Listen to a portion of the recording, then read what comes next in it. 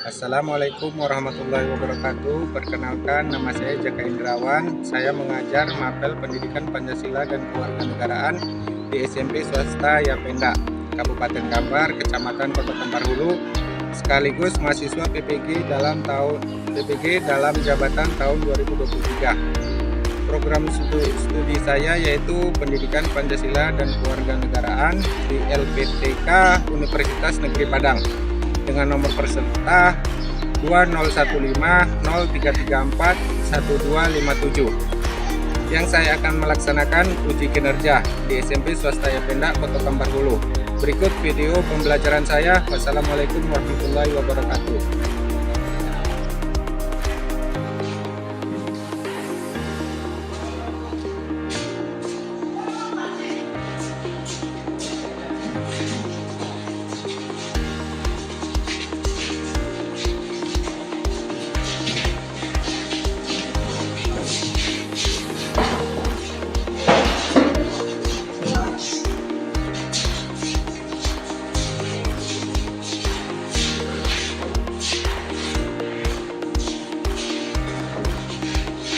Saudara udah masuk semua.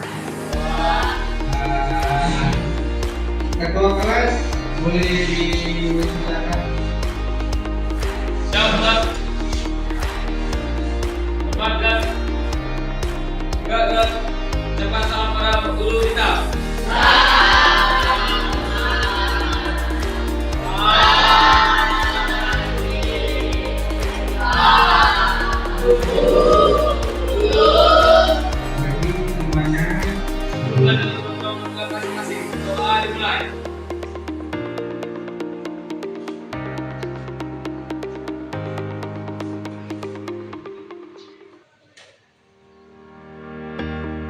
Doa selesai. Terima kasih Bapak ucapkan kepada ketua kelas. Jadi apa kabar semuanya? Baik, Pak. Kita ada yang tidak hadir semua ya? Nanti hari ini semuanya hadir ya. Saya izin ataupun sakit. Oke, selanjutnya kita akan menyanyikan lagu wajib nasional ya. Lagu wajib nasional siapa yang akan jadi gerindanya? Oh iya, saya boleh menunjukkan. Dan yang lainnya silakan berdiri, kita sama-sama menyanyi ya. Oke. Indonesia Raya. 1, 2, 3 Indonesia tanah airku, tanah tumpah darahku. Di sana aku berdiri, jadi pandu diriku.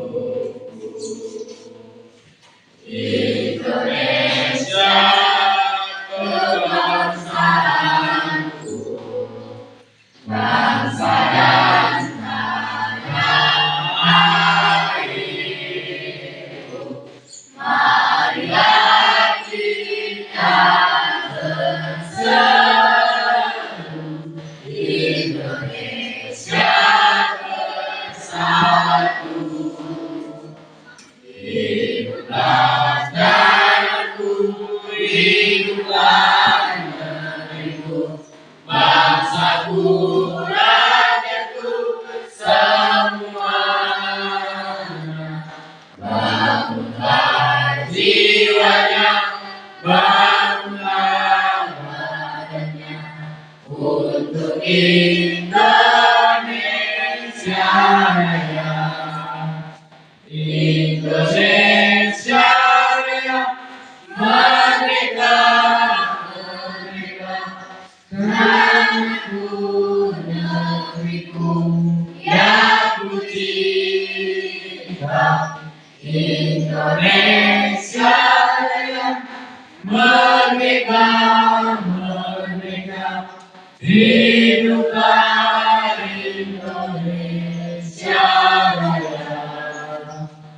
Indonesia Raya, merdeka, merdeka, tanahku negeriku yang ku cinta. Indonesia Raya, merdeka, merdeka, hiduplah Indonesia Raya. Dipersilakan duduk kembali. Ya. Baiklah, di sini Bapak akan melanjutkan pembelajarannya semalam tentang norma. Ya, bisa dilihat di slide. Jadi di sini kita akan mempelajari tentang norma. Sebelum masuk ke pembelajaran, lihat gambar yang di depan. Iya. Ini adalah peran norma dalam mewujudkan keadilan.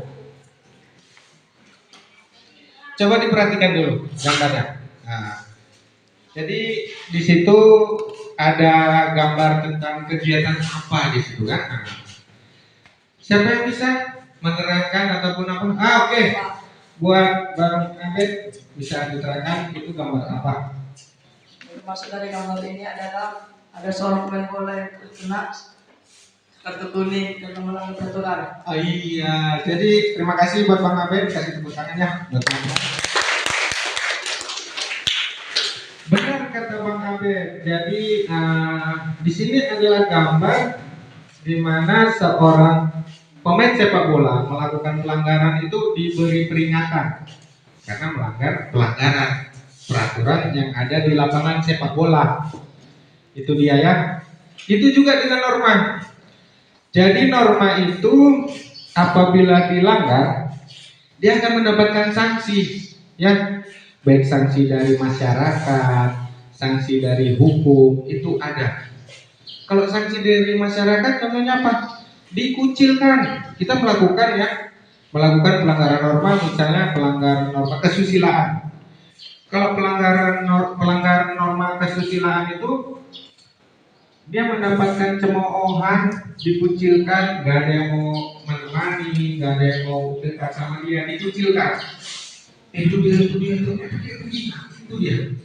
Kan salah satunya contoh pelanggaran dikucilkan. Nah, kemudian kalau itu nanti selanjutnya lagi kan salah satu contoh ya. Itu ada pemain sepak bola. Jadi kalau dia kartu kuning berarti mendapatkan peringatan. Kalau melanggar lagi dapat kartu kuning kedua berarti mendapatkan kartu apa? Kartu merah, benar. Kalau udah kartu merah jadi dikeluarkan dari lapangan. Nah itu udah fatal artinya kan. Dia sudah diperingatkan, jangan lagi bermain kasar. Tapi dia bermain kasar lagi. Kalau udah bermain kasar lagi, kan kartu kuning kedua dikeluarkan. Itu mencegah supaya tidak adanya kecelakaan. Ya. Contohnya kakinya patah. Itu dia kalau ditekel yang nggak sadar kalau dari belakang itu kan bisa patah, bisa mencederai, dan itu harus dikeluarkan. Nah, gitu ya. Oke, nah sebelum Bapak melanjutkan lagi, Bapak akan membacakan capaian pembelajaran kita di kelas ini tentang norma, yaitu capaian pembelajarannya yang pertama, peserta didik mampu menganalisis norma-norma yang berlaku dalam kehidupan bermasyarakat. Ya, yang kedua, peserta didik mampu melaksanakan perilaku sesuai norma-norma yang berlaku di masyarakat. Yang ketiga, peserta didik mampu menghargai norma-norma yang berlaku di masyarakat. Nah, jadi peserta didik itu kalian mampu menganalisis. Kalau menganalisis itu kalian mencerna tentang norma-norma. Baik tidak enggak ini untuk dilakukan. Itu dia mencerna. Ada 4 norma yang Bapak rasanya. Itu menganalisis. Jadi gini, contoh norma hukum. Nanti kalian kalau melanggar dihukum apa tidak, hukumannya berat atau ringan. Itu menganalisis. Paham maksud Bapak ya? Nah, itu capaian pembelajaran. Kemudian ada tujuan pembelajaran. Jadi tujuan pembelajaran kita yaitu peserta didik mampu mengidentifikasi norma-norma yang berlaku di masyarakat. Mengidentifikasi itu mencari solusi ya. Ibaratnya dapat mengidentifikasi. Contohnya misalnya kalau ini harusnya bagaimana. Nah itu dia mengidentifikasi ada solusi. Paham ya? Nah itu dia. Jadi selanjutnya norma itu yang ada di dalam masyarakat ada 4 ya. Di buku paket itu kita ada sepertinya di buku paket di halaman. Kita bawa buku paket semua kan? Nah, norma itu ada di halaman 21 ya. Nah, norma dan undang-undang dasar negara Republik Indonesia tahun 1945. Ada norma masyarakat, pengertian norma, nilai fungsi norma, yaitu dia. Jadi norma dalam masyarakat itu ada 4: norma kesusilaan, norma hukum, norma kesopanan, dan norma dalam masyarakat ya. Norma kesopanan, norma agama satu lagi. Ya. Jadi hakikat dan norma yaitu norma adalah petunjuk atau patokan perilaku yang pantas dan tidak pantas yang dilakukan oleh individu. Bisa lihat di slide ya. Jadi norma adalah petunjuk atau patokan perilaku yang pantas dan tidak pantas dilakukan oleh individu. Kemudian norma bertujuan mengendalikan perilaku individu dan mencegah pengaruh negatif masuk dalam kehidupan masyarakat. Jadi norma itu adalah petunjuk. Yang petunjuk, contohnya aja, kalau kita yang Muslim, petunjuk beribadah kita kan mengikuti seperti Rasul. Contoh, berpuasa. Kita punya petunjuk. Jadi puasa itu yang diajarkan pertama niat, tidak boleh makan, tidak boleh minum, menahan hawa nafsu. Ya dia kan, nah itu petunjuk. Jadi norma itu yang 4 norma ini adalah petunjuk bagi kita setiap manusia yang ada di Indonesia, walaupun kadang norma itu tidak berlaku di luar negeri. Paham ya? Ada luar negeri yang tidak percayakan Tuhan. Tahu negara mana? Tidak percaya Tuhan, tidak percaya Tuhan. Ada ateis. Yang menyembah matahari negara mana? Ada. Jepang, betul. Negara matahari. Dia percaya Tuhan, tidak percaya neraka, surga, karena nggak ada. Jadi nggak percaya Tuhan, mati aja udah. Nah itu paham ya? Iya itu dia. Oke, selanjutnya ada ciri-ciri norma. Ciri-ciri norma itu hasil kesepakatan bersama.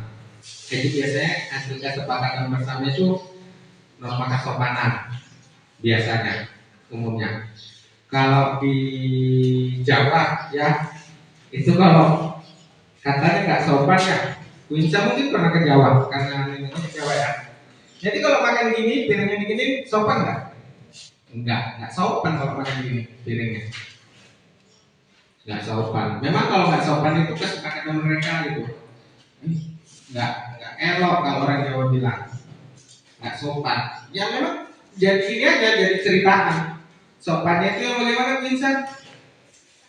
Gini sopannya. Piringnya, tangannya gini.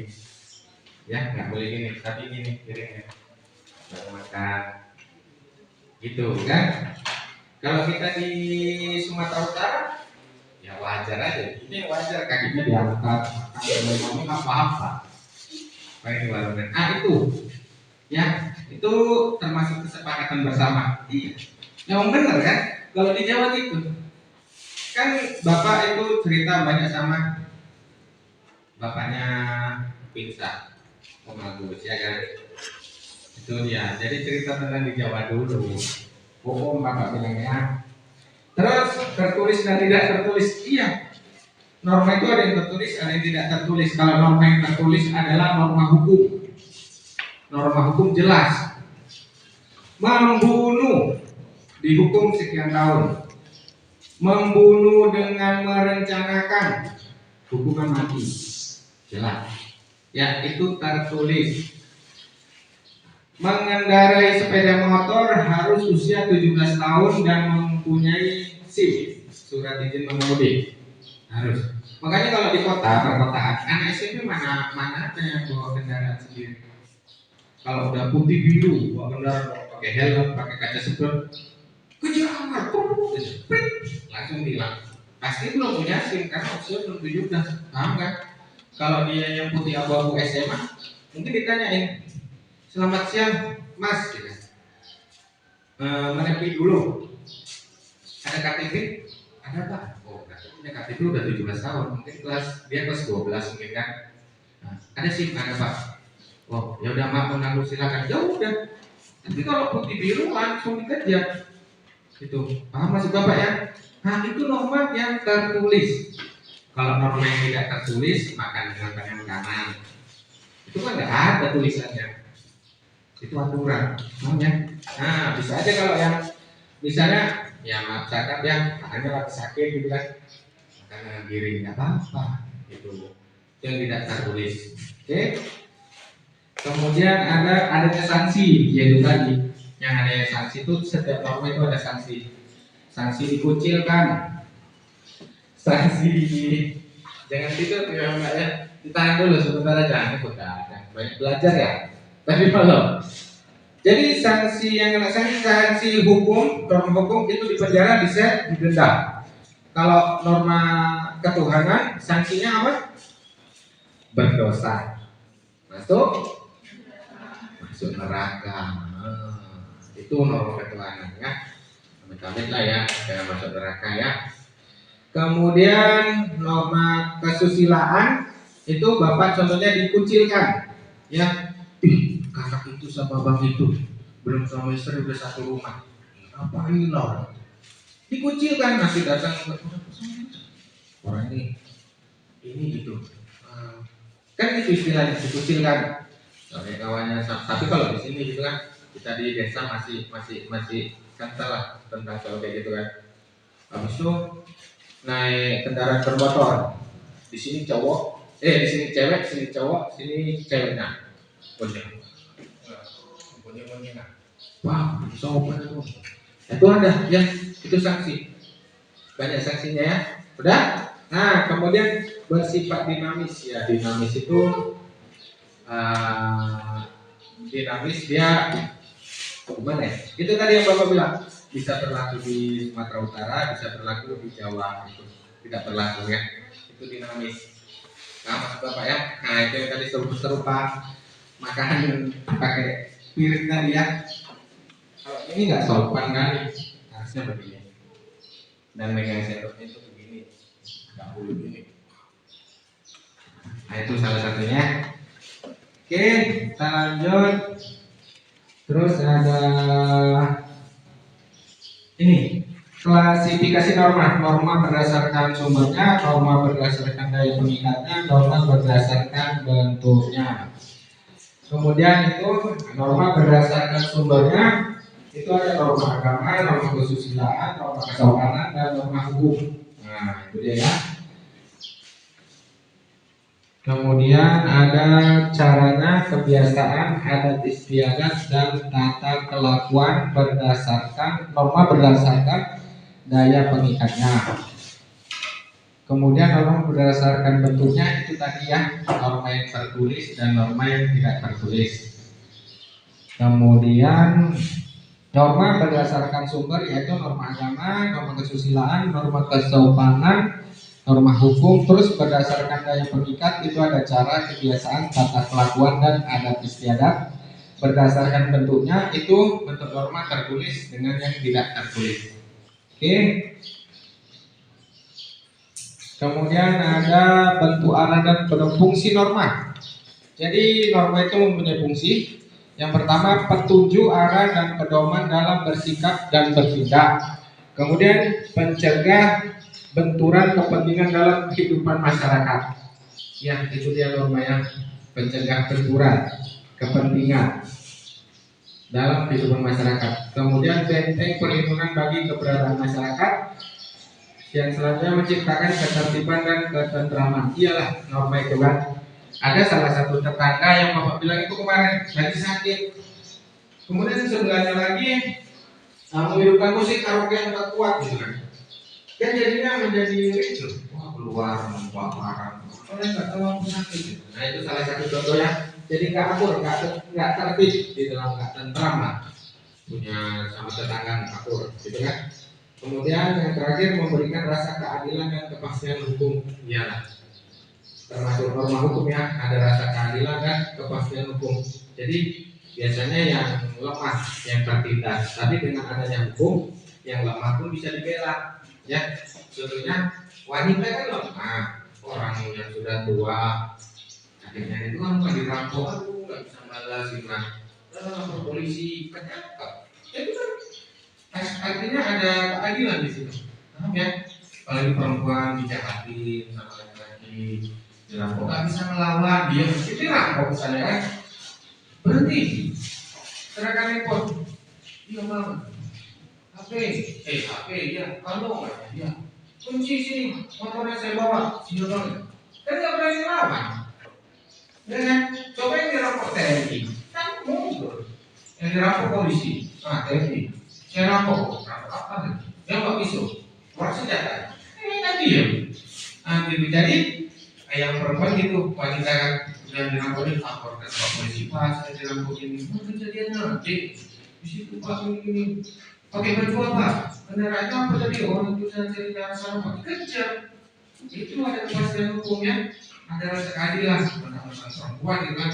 Dikejar tuh dapat handphone, perhiasan, sama kendaraan bermotor. Nah ini benar deh. Udah dipulangkan. Alhamdulillah. Itu ada rasa keadilan. Itulah norma hukum. Paham ya? Kemudian ada manfaat menjalankan norma dalam masyarakat, yaitu menjaga kebudayaan masyarakat, mencapai integrasi sosial, mewujudkan keteraturan sosial, mengendalikan perilaku individu, melindungi orang yang lemah. Nah, itu tadi. Kemudian faktor penyebab pelanggaran norma. Ini ada faktornya nih, yaitu pelanggaran norma proses sosialisasi yang tidak sempurna. Yaitu ya, ada proses sosialisasi, contohnya ya ini memberi keterangan tentang norma. Ini adalah sosialisasi. Bapak memberikan sosialisasi terhadap kalian supaya kalian mengerti akan apa itu norma. Itulah fungsinya pendidikan, ya. Kemudian pengaruh lingkungan juga. Kalau di perkotaan, mungkin nanti kalian ini SMP, SMA nanti ada yang ngekos mungkin di perkotaan. Biasanya yang di kota itu budaya kalau menolong itu sudah susah, ya. Wah saya makan berapa hari, 2 hari, saya seminggu nggak makan. Itu salah satunya. Mungkin kalau kita di desa, ya istilah adat, apa marganya berarti wah saudara kita gini, komen coba di kota. Pak marga bapak, aku marga pak, aku marga ini pak, marga kita saudara, aku nggak ada saudara di sini deh. Iya pasti. Dan bukan ada juga kalian bisa juga akan tahu kan. Kalau di kota-kota besar, susah gitu kan. Marga ini aku nggak punya marga. Padahal punya sama marganya. Itulah sifat. Sekarang udah di kota itu ya. Itu salah satunya. Itu faktor lingkungan, pengaruh lingkungan, paham ya? Nah, kemudian kebutuhan ekonomi. Biasanya kebutuhan ekonomi ada yang ekonominya kecil gitu kan, jadi mencuri. Nah itu salah satunya. Itu faktor penyebabnya. Paham ya? Kemudian ini menjadi individu yang bebas. Individu yang bebas itu suka-suka hatinya. Nggak mau kerja ya malam main Indonesia tidur aja udah nggak ada uang, mencuri, jual narkoba gitu. Itu faktor lingkungan. Kemudian longgarnya penegakan atau pelaksanaan norma. Penegakan ini yang berwenang ya, contohnya polisi.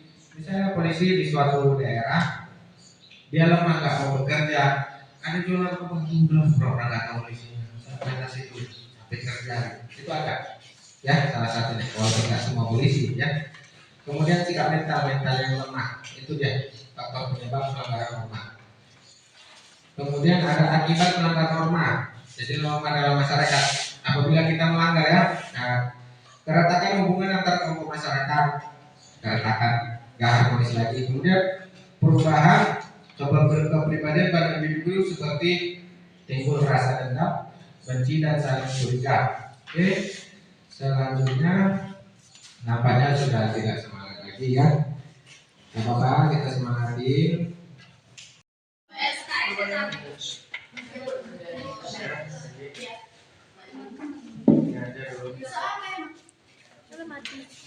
Dia udah bisa tuh dia. Mungkin bisa dibacakan kawannya. Mau dibacakan. Ini baca kak. Oh, siap. Tadi dengar. Rani.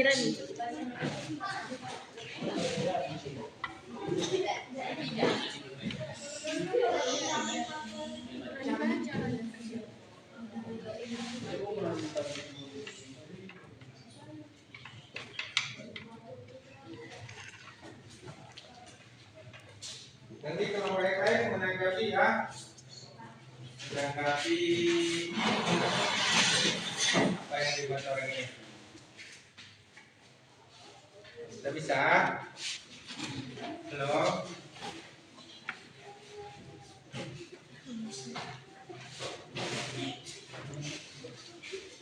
Yang lainnya apa aja Kak?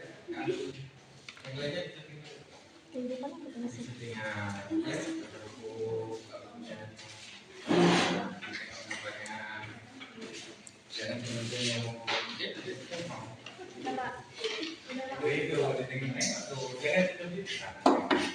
Oke, udah bisa. Kelompok oke, kita kasih tepuk tangan buat kelompok 1. Oke, satu ke depan. Kenapa? Ayo. Yuk, semua. Nah, jadi di sini aja bisa. Kalian bisa memperkenalkan diri. Boleh dipegang. Jadi di sini mereka akan mempresentasikan norma kesopanan. Nah, di sini ada gambar, dilihatkan gambarnya teman-teman ini ya. Nah, boleh dibacakan satu-satu mengenai dibacakan. Nah, udah baca, satu baca ya, satu baca gini nih macam apa? Norma kesopanan seorang murid gitu.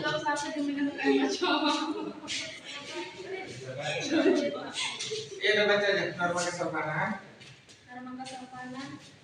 Seorang murid yang sedang bersalaman kepada guru saat di sekolah.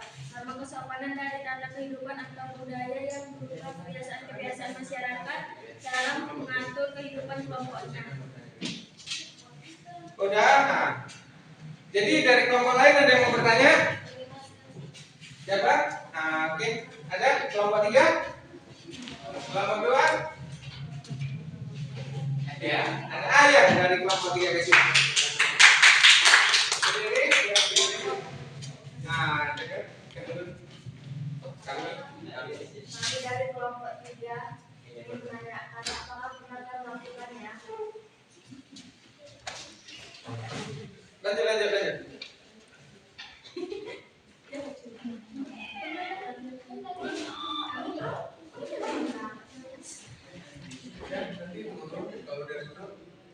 Oke, kasih tepuk tangan buat kelompok 1. Silakan juga balik. Ya.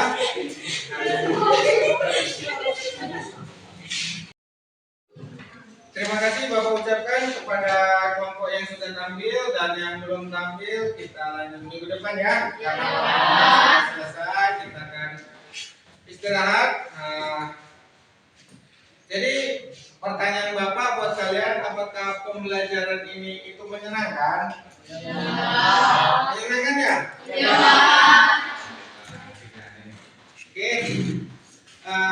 Kita akan berdoa kembali untuk mengakhiri pembelajaran kita. Kita persilakan kelas ya. Sebelum pulang mari kita berdoa masing-masing. Doa dimulai.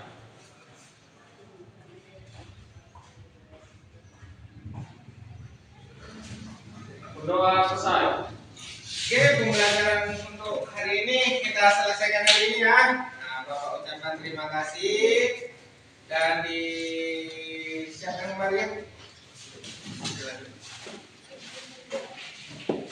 Siap, gerak. Hormat, gerak. Tegak, gerak. Ucapkan salam pada Pak Guru kita.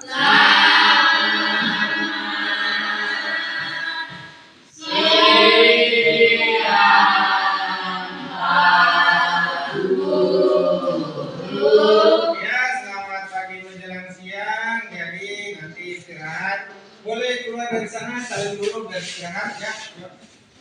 Dilanjut sampai sini, boleh keluar. Lagi lanjut. Yuk. Istirahat ya, istirahat.